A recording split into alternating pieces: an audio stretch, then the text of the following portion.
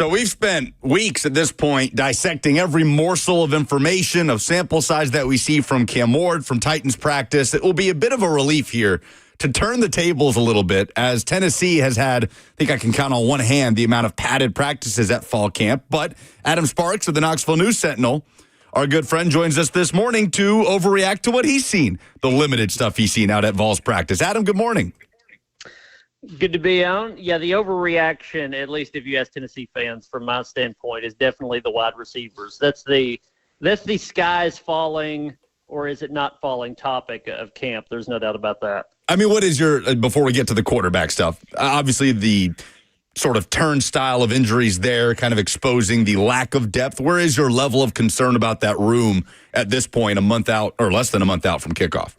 Yeah, it's not. I mean, it's not a problem today, but it's a potential problem because of the injuries. I mean, yesterday they looked fine of who was out there. Every day before that, way too many drops. I mean, I've been less concerned about the quarterbacks, more concerned about the wideouts because there've been so many drops. But that's because of who is out there and what they started with. I mean, Chris Brazzell is still out with a minor injury. Mike Matthews is back, but he's wearing a red jersey. He's got a knee brace on. Braylon Staley is still out. So that's your three guys that you figure are going to start. None of those three guys have not practiced together yet. Any of those three guys, if this was any other camp, we would say, hey, that's the guy. Chris Brazzell is the guy that's got to get extra reps this camp because he underperformed last year. He's stepping forward in a bigger role this year. Mike Matthews, for different reasons, we would say that guy's got to get a ton of reps because he's stepping into maybe the number one role. Braylon Staley barely played last year. Any of those three guys, any of the camp, we would say they need extra reps this camp, and they're getting fewer reps because of the injuries. And the fact that they're all three, that's the same narrative with all three, I think is a problem. And then you add on top of that the fact that they have a new quarterback. In the past, we would, it's not surprising there's a number of drops by receivers in practice, at least of what we've seen, because normally you would have like 4 or 5 returning guys. They would run the route, they catch the ball, go to the back of the line, and then a walk-on or a freshman or a newcomer occasionally would drop a ball. The difference in this camp is that that's mostly all that's out there, walk-ons and freshmen and newcomers. And so that's why there's been a lot more drops because there are no ones right now. They're mostly just 2s and 3s.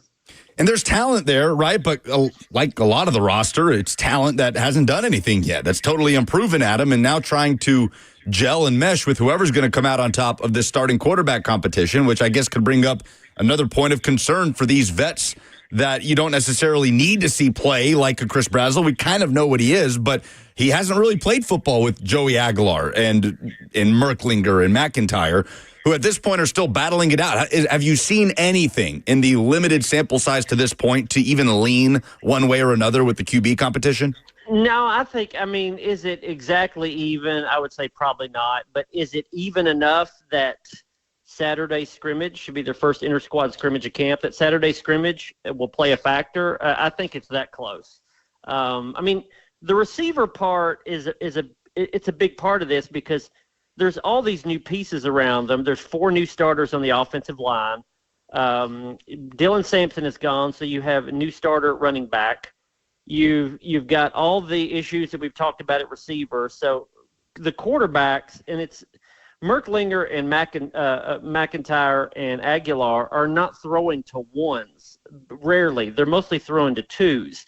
And sometimes, depending on where they fall in the line, this is a funny thing, but sometimes like where the order goes in the drills, you'll have a guy that may be the starting quarterback throwing to only walk-ons, to only 3s. And so it's sort of hard to judge.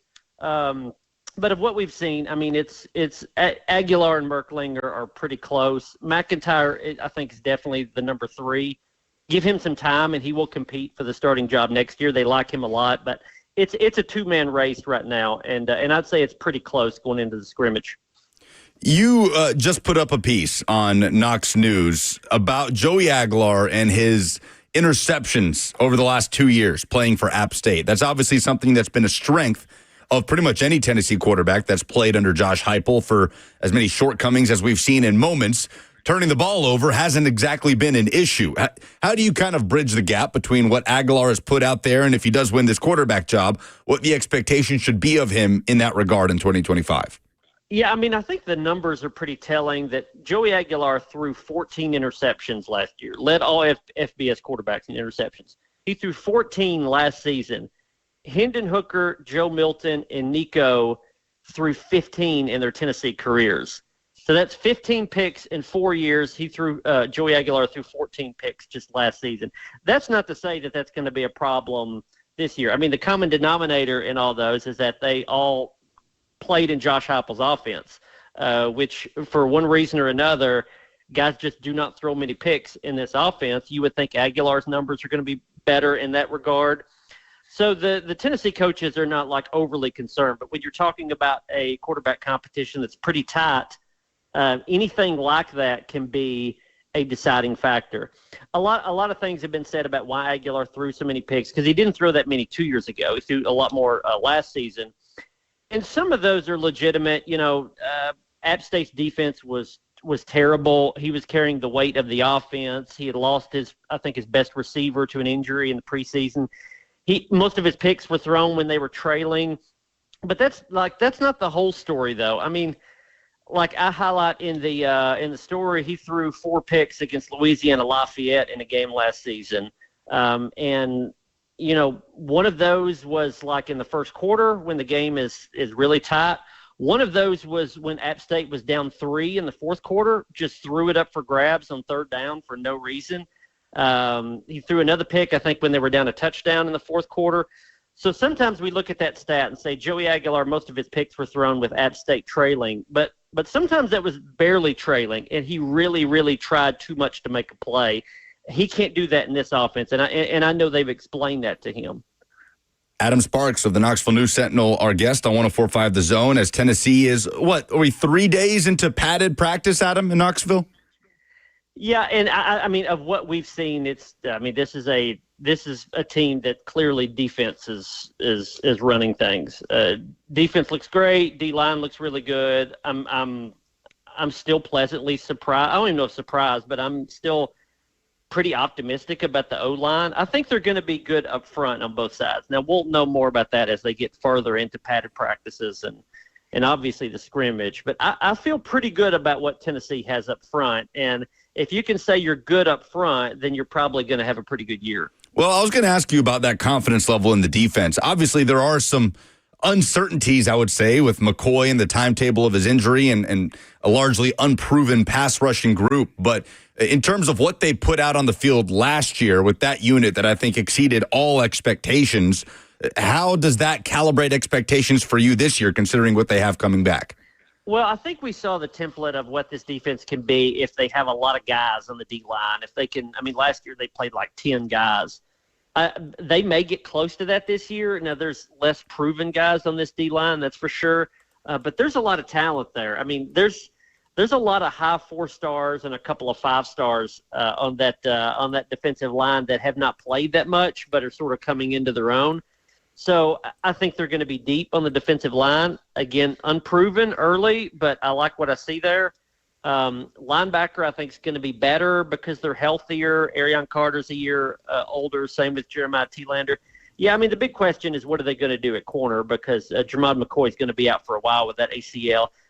All the early reviews is that Colton Hood is really good. Is exactly what they wanted him to be. The corner out of Colorado. He was like Travis Hunter's backup last year at Colorado. They like him a lot. Ricky Gibson's out with a minor injury. He'll be fine. If you got Gibson on one side and Hood on the other at corner, and you're waiting for Jermod McCoy to come back, I think you can at least feel like you're solid back there. And, again, if you're solid on the back end and really good on the front, I think you feel good about that defense. Boo Carter was a big headline. Going into camp, Heupel literally led his press conference to open up fall camp with it, talking about having to earn his way back onto the field. And it sounds like yesterday he was a full participant for the first time in practice. Are you at all surprised that after an off season of being, as some described it, unplugged from the program, that disconnect there between he and teammates, are you surprised it took 1 week for Boo Carter to get back on the practice field? I think the over/under would probably be about a week, maybe 10 days. And so I guess if you went on the under, you hit it. I mean, he had been ostracized, sort of excluded from the team for a week. It's weird to say, but I think embarrassment was almost part of the punishment. I mean, he had to run a lot and do a lot of conditioning that I know he did. We didn't see. He went to the Children's Hospital here 3 days in a row, I think it was last week, sort of give him a perspective, remind him about, how privileged he is to play college football in the SEC. But a lot of it, it seemed like embarrassment was a lot of it. I mean, we would see him do stretching and all that, and then sort of just go off into the corner while his teammates went through drills. They would go outside. He would have to stay inside with the injured players. So I think embarrassment was a lot of it. I think that it maybe hit home. I don't know. But even now when you watch them in drills, he's the best of the nickels that they have and one of the best players on defense that he has. But he's doing drills behind the walk-ons. So he's last in line. And so it'll be a gradual process. I would expect he probably would not start the Syracuse game, but he'll probably play. And this will be a gradual process to sort of get him in till, Georgia is week 3. I would think he would be back, a full-fledged guy and maybe a starter by then. We'll just see how the season goes, though. Adam Sparks of Knox News with us. So to the point of him playing offense, which obviously was a big sticking point for him through spring ball, got to practice there. How far away does that feel now as he's just now getting work on the practice field again and you make these projections about when he might even be able to see the game field? How distant does getting reps on offense seem once again for Boo Carter? It seems pretty far right now. I mean, I think he'll probably, if he behaves himself and all those sort of things during the season, I think he'll probably end up on offense, at least for a handful of plays, some kind of package during the season. Never know how things are going to go, but if they like what they have in practice and they need him to catch 3 balls against Alabama in October, I'm sure they'll do that. But it does seem more distant now than it did. I mean, so much of the narrative of the offseason was that Boo Carter was pushing to be on offense more than Tennessee was pushing him on offense. Not to say that was 100% and 0%, but it seemed more like Boo Carter was pushing for that more than Tennessee was. And now that he is the guy that's sort of being penalized now for missing workouts and team activities in the summer, he doesn't really have leverage as much to push for that or to ask for that. So I think if and when he does play offense, it will be Tennessee's Josh Heupel's. It'll be him making the decision and not as much trying to do something that that Boo Carter necessarily would be lobbying for. I just don't think he has much power right now to ask for anything. You mentioned your confidence in the offensive line. What does that shuffling look like at the moment on the interior, especially at that center spot that seemed like it was up for grabs going into camp to replace Cooper Mays? Yeah, I mean, center's going to be Sam Pendleton, the Notre Dame transfer, or it's going to be William Satterwhite, the redshirt freshman. I would lean a little towards Sam Pendleton. I mean, Satterwhite started with the ones at the beginning of camp, but it's a funny thing. I asked Glenn Ellerby, the O-line coach, the other day about how much, after all of like the snapping and blocking and IDing and all those sort of things that go into center, like after that, how important are the intangibles of the position, the leadership, the reliability, all these sort of things. And he said the intangibles are a big part of it. And to me, that was a hint that Sam Pendleton is in the lead right now. Sam Pendleton feels like a Cooper Mays. He feels like a Glenn Ellerby type guy. I mean, Sam Pendleton was on campus for less than a month, I'd say, and he was already sort of leading that room. There's just a lot to that in that body language. And it also makes it a little easier to start Pendleton at center because they love Jesse Perry. And Jesse Perry, the Murfreesboro kid, Middle Tennessee Christian School. Jesse Perry, they love him at right guard. If he can play there, then they have the option to have Pendleton at center. If they put Pendleton at guard, then they'll have to be confident in Satterwhite. So it's still an open competition at center, but Jesse Perry being really good at right guard, I think, opens up more options. That's for sure with them. The only question there is if Jesse Perry is your right guard, and we already know David Sanders, the freshman, is going to be your right tackle. That means your left side is going to be veteran Wendell Moy and Lance Hurd, and your right side are going to be really, really, really young guys. And so that's something they have to consider. Yeah, and David Sanders Jr. being thrown into the fire, the 5-star freshman in 2025. Is there another player, Adam, that comes to mind? I know it's early throughout the course of fall camp, but that you just think to yourself, if Tennessee is going to perform above expectation, whatever that might be for people this year, this player has to give them something that we're maybe not talking about as much. Ethan Davis, the tight end. They've been going at least 2 tight ends deep the past few years. Miles Kitzelman is back. He's going to be really good, but they have to have a second tight end. Ethan Davis, it's his time to slide into that spot. He's looked great in camp. It's even more of a contrast when you watch the passing drills, pass receiver drills, that, again, you'll see a few drops with the receivers. You see 0 drops out of the tight ends, and Ethan Davis looks the part. I mean, we've joked around a lot of times at practice saying, like, why don't you just move Ethan Davis to wideout? He played wideout in high school. Just go ahead and do that and get it over with. But I think you're going to see a lot of 12 personnel, a lot of 2 tight ends, and Ethan Davis is going to be as much of a target, I think, as possibly some of the wide receivers. And so far he looks the part, which is really good. Hasn't that felt like the discourse around Ethan Davis, Adam, for the last 2 years now, right? Like, this is the year. I feel like he has been at the top of that list for that question that I just asked you now for a couple of seasons. Yeah, and they've brought in transfers that have sort of come in and jumped over him. There's not another transfer there. Now, they brought in 2 really good freshmen, and I think those guys may play too. But it's sort of boom or bust now. I mean, the funny thing is he had a really good rapport with Nico, and that just never made itself to the field that much. And now Joey Aguilar comes in, which, by the way, has a really good rapport with Miles Kitzelman. But it's a necessity type thing. They got to have tight ends that can catch. Ethan Davis is their most athletic tight end. He looks really good in camp. Whoever the quarterback is knows that. They see that the receivers are hurt. They see Ethan Davis catches everything they throw to him. And so I would expect he's going to be a pretty viable target in this offense.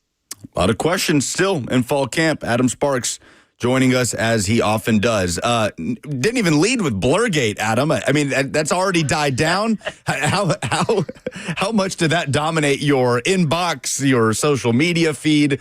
As we have, I think we have put that to rest at this point, that it was an injured tight end in Miles Kitzelman and not a quarterback that threw a pick. Yeah, when I saw it, I rolled my eyes a little bit. I mean, he was blurred, but I was thinking, what do we do? It seems like only at Tennessee that kind of thing ends up being a storyline. I have found over the years that, like, if one of those weird viral things happens, don't respond to it, let itself play out, and it'll go away in 24 hours. But it's only at Tennessee do you have some kind of controversy about a guy blurred out in the background of a clip. Hoping it makes next year's Any Given Saturday, if we get one. So, Adam Sparks of Knox News. Appreciate the time as always, Adam. All right, guys. Y'all have a good one. You too. At Adam Sparks on Twitter is where you can follow him and his news and information at knoxnews.com. We are sitting here 3 weeks out. 3 weeks out from kickoff, week 1 in Atlanta for Tennessee against Syracuse. Of course, you'll be able to hear the whole season right here on The Zone. An extension announced with the Vol Network for years to come. Mike Keith and Ramon Foster right here on The Zone calling Tennessee football. Excited about that news yesterday. I always appreciate Adam giving some time. You know, Robert, I wish that college programs could do joint practices. Because, and they're trying to do it a little bit with spring ball, right? We had Dion and Fran Brown in the offseason campaigning to get a Colorado/Syracuse spring game. But there's some juice, it seems, coming out of Tampa between Titans and Bucks. I wish we had that. I would love to see what that would look like in the college game. Oh, okay. So you're cool with joint camp practices for colleges, but when I pitched you tag team matches for college football last night, you were not a fan of that. So what you pitched me is college football teams coming together? Like yes. 2 college football teams playing another 2 college football teams. Yes. So it could be Oregon and Oregon State taking on Miami of Ohio and Ohio State. And you were like, nah, I don't think you're going to get a lot of support. You're not going to get a lot. It's not a real thing. It's injuries turned off. It is fake. But for the pride of Ohio and the pride of Oregon to take each other on for bragging rights, that would be fun. That would be a fun experiment. That's all I'm saying. It could be a joint camp practice for all I care. But the thing I told you, you were like just so dismissive of. We talk about the most ridiculous things all the time, and you don't want to even entertain the idea in this fictional world of college football tag team matches. You couldn't see the idea where, Guy, I'm sorry, I'm talking to you like you're Buck. I'm sorry about that. Okay, just reflex. You couldn't see the value in that. And when I started texting you about it, you didn't even respond to me. I was like, I'm sorry, I was in a movie. He doesn't see the vision. I was in a movie. He doesn't see the vision. He doesn't understand. Who would Tennessee's tag team partner be to take on North Carolina and App State? Oh, man. Who would there for Virginia and Richmond and Tennessee and Memphis? Who would be Tennessee's tag team partner? Who is going to come out and help them in the Saturday night's main event before the big pay-per-view on the weekend? That's what a tag team match is. I don't know. I'd like to see Tennessee and Vanderbilt. Can we put Diego Pavia next to calling Tennessee players as teammates for a hot minute after watching him yesterday on Netflix or whenever you watched it? I could be cool with that. I would be cool with that because then you would have a little inner turmoil. You know what I mean? You'd have a little bit of, are they going to be able to make this work? Are the unlikely bed partners when like the superpowers came together, the Macho Man and Hulk Hogan, or the Mega Powers, and they touched brother for the first time? That was an unlikely tag team and ended up imploding. That's what would happen with Vanderbilt and Tennessee. I don't know. I think it could get messy. And it feels like things are getting messy between Titans and Bucks at joint practice. We have updates on the other side right here on 104.5.